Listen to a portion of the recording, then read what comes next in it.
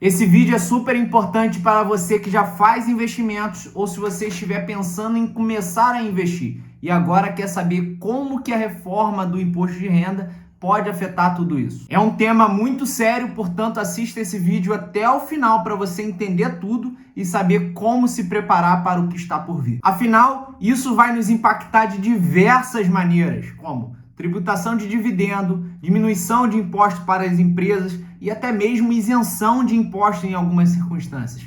Então bora lá pro vídeo. Se você já acompanha o meu conteúdo há um tempo, você sabe como eu sou uma pessoa comprometida em pesquisar, estudar, perguntar a você o que é relevante de conteúdo para você.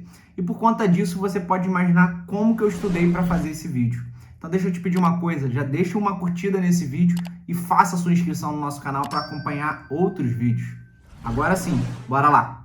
Alunos e alunas, deixem eu fazer um alerta aqui. Esse vídeo não tem nenhum viés, nenhum ponto de vista político. Eu vou pensar aqui só do ponto de vista de investidor, como que isso pode me impactar e impactar você. Primeiro vamos falar sobre uma coisa que já existe e apenas será atualizada, que é a faixa de isenção de imposto de renda para a pessoa física. Até então era assim, até R$ 1.903 a pessoa física era isenta do imposto de renda. De R$ 1.903 para cima até R$ 2.826, tinha um imposto de renda de 7,5%. De R$ 2.826 até R$ 3.751, 15%. R$ 3.751 até R$ 4.664, 22,5%. E acima de R$ 4.664, 27,5%. E agora eu vou colocar aí na sua tela como que ficou. O interessante é você saber que agora a faixa de isenção fica até R$ 2.500. A partir disso, começa ali a ter a tributação de 7,5%, 15%, 22,5%.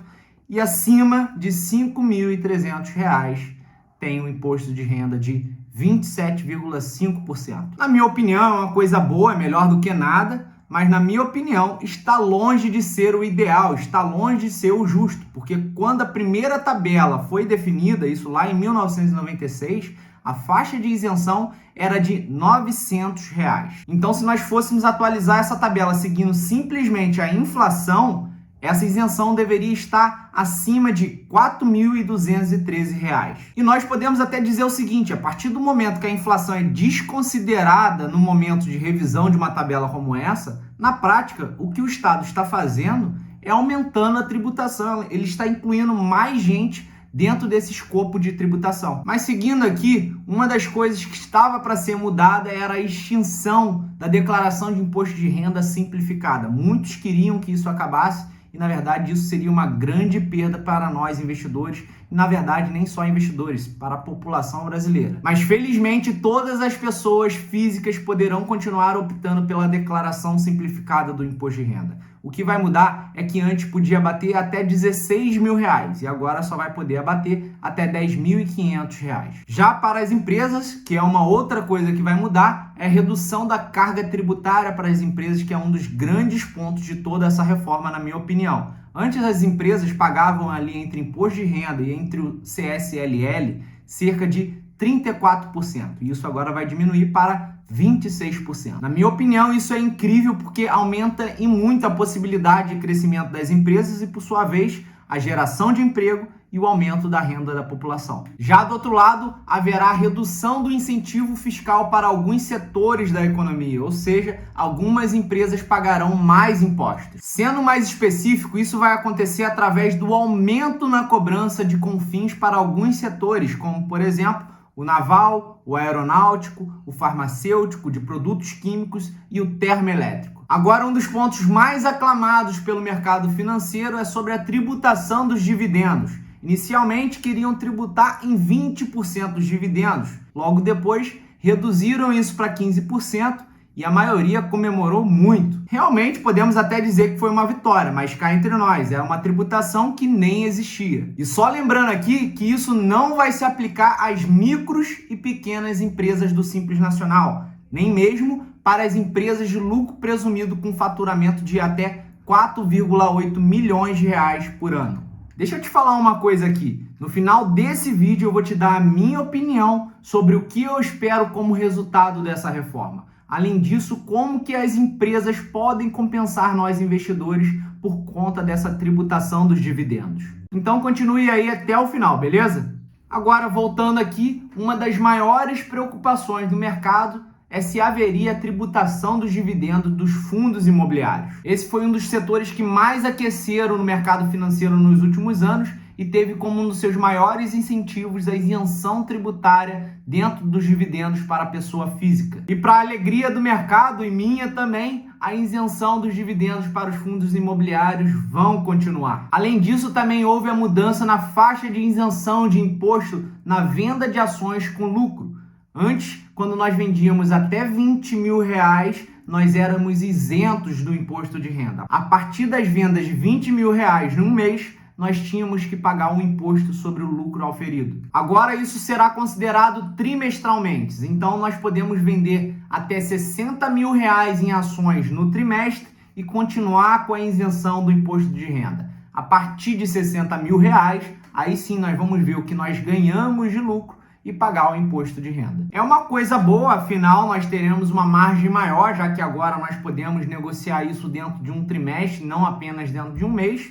Mas no final das contas, continua o mesmo valor dentro do ano. Continua ali R$20 mil por mês se nós formos fazer uma média.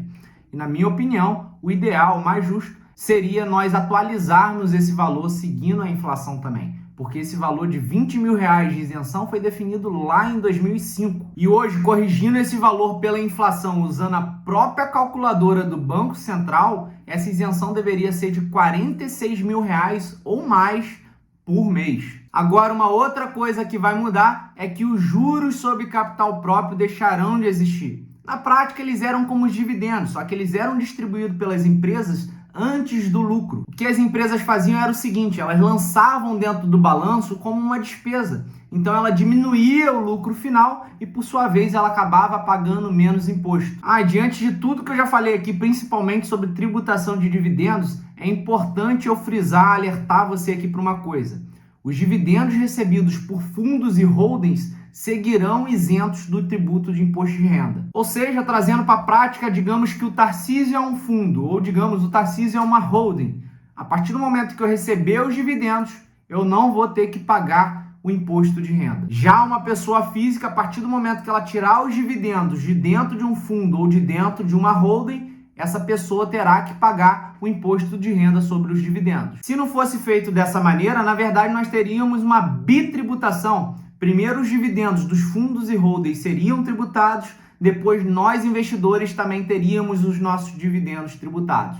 Então por isso foi mantida ali a isenção para os fundos e holdings. Agora eu vou te dar a minha opinião. E considerando que a partir de agora as empresas pagarão menos impostos e também terão menos incentivos a distribuírem os seus dividendos aos seus acionistas, é bem provável que o desenvolvimento, o crescimento das empresas cresçam, acelerem. Ou seja, o normal seria que as empresas reinvestissem mais, aumentassem o seu crescimento dessa maneira e assim isso pode trazer um grande crescimento em cadeia para toda a economia brasileira. Além disso, a tributação dos dividendos não é uma exclusividade do Brasil. Outros países já tributam os dividendos, como por exemplo os Estados Unidos. E a saída que muitas das vezes as empresas utilizam para aumentar os dividendos pagos aos seus acionistas é recomprar as suas ações e depois levar essas ações até a tesouraria da empresa e cancelá-las. Ou seja, quem manteve a quantidade de ações que tinha, na prática aumentou a sua participação na empresa e por conta disso receberá dividendos maiores,